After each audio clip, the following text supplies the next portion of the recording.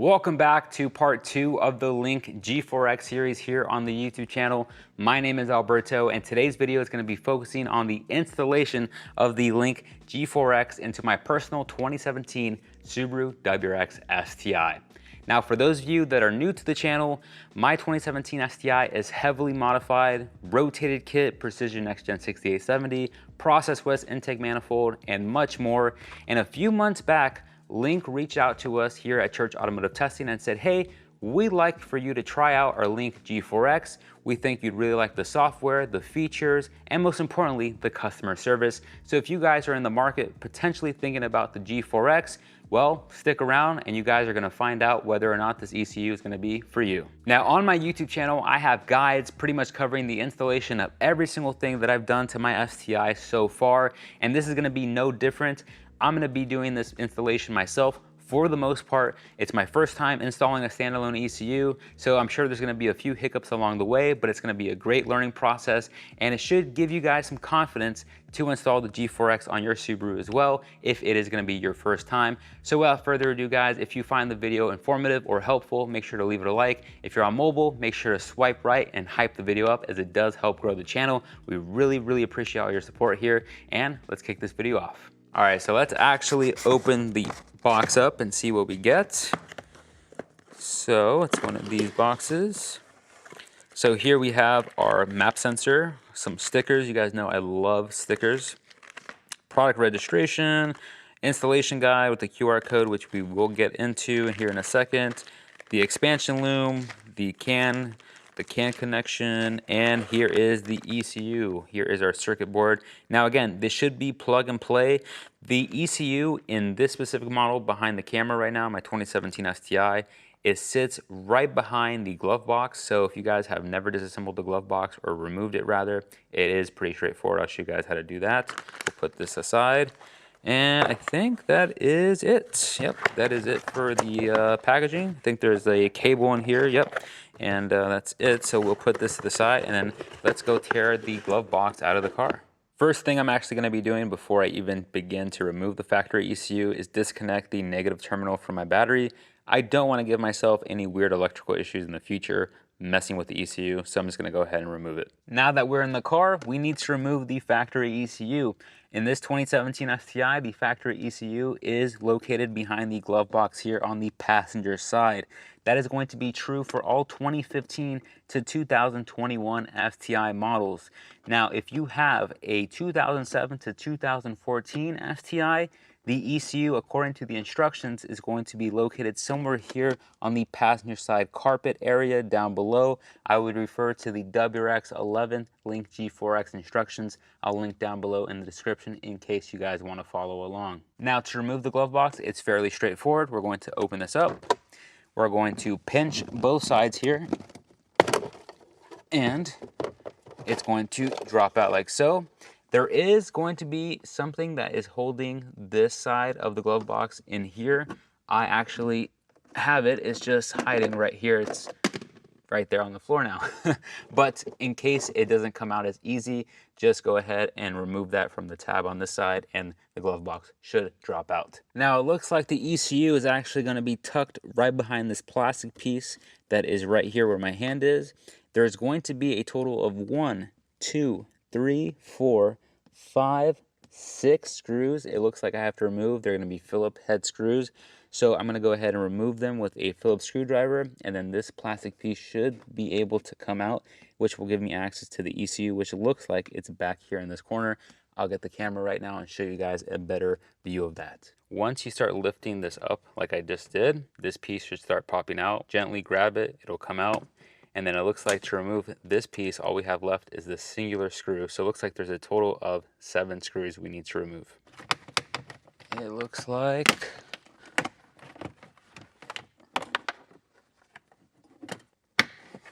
now we can move this thing out of the way.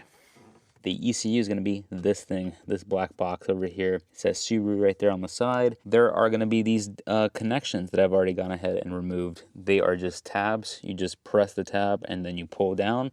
So there are a total of 4 rectangular ones. There's 1, 2, 3, 4.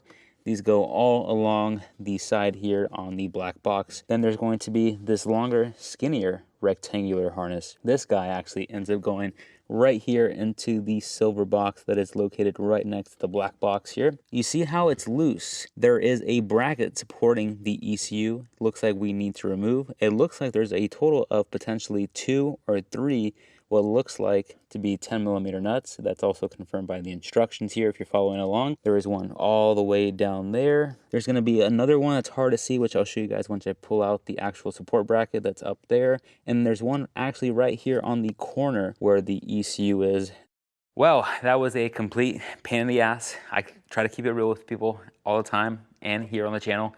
Yeah, this is kind of annoying to do. Really tight space in there, but it's doable. Took me about maybe 30 minutes off camera struggling with it, but just know it is not super easy, but it's also not super hard. Now let's go to the bench, take the ECU and take it apart and then install the Link. Now it looks like the first thing we need to do is open this up. So there's going to be these tabs here on the side, on both sides. We're going to open this side up, open this side up, if I'm strong enough, and looks like we need to lift this up slightly, and now we'll carefully slide this out, and this is your factory ECU. And here they are side by side. Very cool. Now the reason we need to modify the factory housing here is because of this extension cable right here. So we need to cut a small hole somewhere in the back of the factory housing, because just like we took it out, it's going to be the same orientation. We're just going to slide it back in and then grab that plastic tab that secures this ECU into the box. And that's pretty much it for the install. Very plug and play as advertised.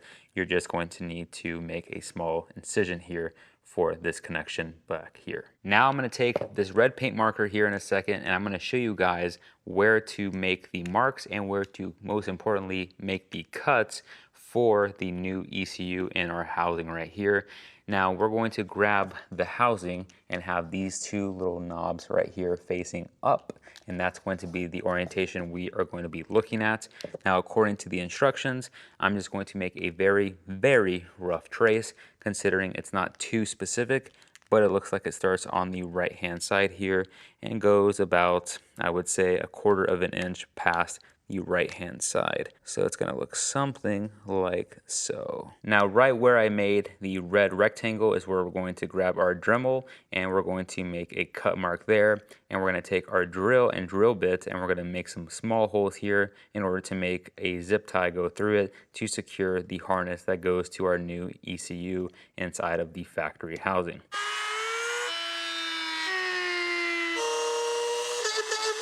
This is a little larger than I wanted, but it's okay. I'd rather have it a tad bigger than smaller, and we did end up using the Dremel to make the holes for the zip tie location. Overall, I'm pretty satisfied. I think it looks good enough considering no one's really gonna see the factory housing.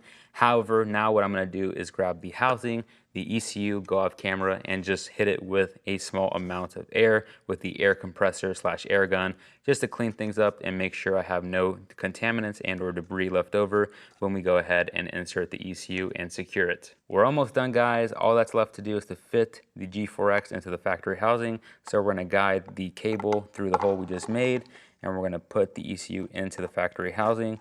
Make sure you just slide it in. It should take little to no force, and make sure the PCB, which is this thing in my right hand, is all the way at the back end of the housing, and it should fit nice and snug. Super easy, takes no force at all. And also worth mentioning, make sure you guys subscribe, because the next video is us talking about these connections up here, which are for injectors, ground, etc.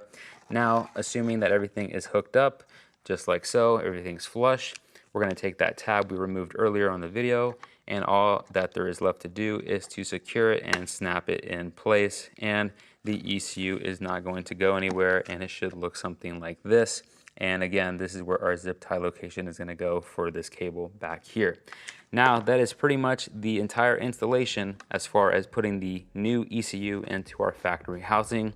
That's going to pretty much wrap up today's video. I hope you guys found this video fun, informative, and exciting. I personally am very excited to showcase the offerings that the Link G4X can provide us as far as tuning capabilities and other cool features that we previously couldn't do on the COB Access port or open source tuning software Those videos will be coming out later this week, so make sure you guys subscribe. And before we end this video, I do want to quickly talk about and critique the Link G4X as far as the installation process goes, because regardless if I got this product for free or not, I do want to give you guys my honest opinion. And I have to say, hats off to Link. You guys get an A+. I think it is extremely straightforward, extremely user-friendly, and the directions, most importantly, are clear and they're updated. That's the biggest thing. I'm not gonna name names, but there are products I have installed on this car that were a bit ambiguous and very outdated. So again, hats off to Link. I think it's extremely user-friendly and as advertised, plug and play. So if you guys enjoyed this video and are excited to see more content like this, make sure you guys like the video. It does help the channel out again. Thank you to all the new subscribers, and we will see you guys in the next Link G4X video.